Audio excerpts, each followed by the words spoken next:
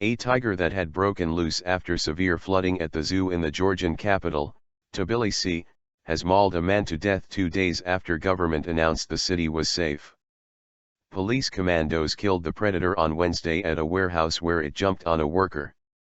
We entered the depot and, suddenly, a white tiger rushed out of an adjacent room and attacked one of the workers, jumping at his throat and mauling him, Alexander Shavbulashvili, a colleague of the killed 40-year-old man whose name was not publicized, told the AP news agency. The incident caused public criticism of the country's government as Prime Minister Irakli Gharibashvili announced on Monday that all of the predators had been killed by snipers or drowned. Why did we lose on more person for the stupidity and irresponsibility? Why didn't they not say that they didn't count them properly? Said Nino Danelia, Tbilisi resident, referring to the government. Another resident said the government's negligence equaled murder. We have an impotent, liar and murderer government, said Shavbulashvili, 32. Meanwhile, the authorities blamed the zoo officials for failing to provide reliable information.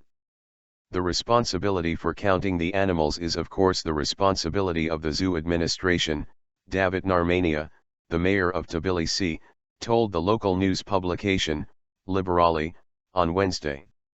The confusion came from Zurab Gurielij, the director of the zoo, who had been telling the local news outlets that none of the predators were roaming the streets.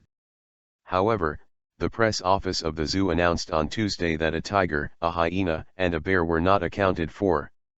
Following Wednesday's incident, a hyena and a bear are still considered to be posing danger to public. The flooding, triggered by torrential rains over the weekend, killed at least 19 people, destroyed houses, and tore up roads. 6 people remain missing. Paul Rimple, a journalist based in Tbilisi, told Al Jazeera on Monday the zoo estimated that about half of its 600 mammals, fish, and birds had fled their enclosures amid the flooding from heavy rains and high winds. People are walking around with their babies just a few blocks from where a wolf was shot in the south of the city. Until somebody gets mauled or killed, no one's going to panic, he said. The zoo said on Wednesday that one of its 17 penguins was found alive by Georgian border guards in the Kara River near the border with Azerbaijan, 40 kilometers east of Tbilisi. 8 other penguins had been found alive earlier. Zoo officials say less than half of the zoo's 600 inhabitants have survived the flooding.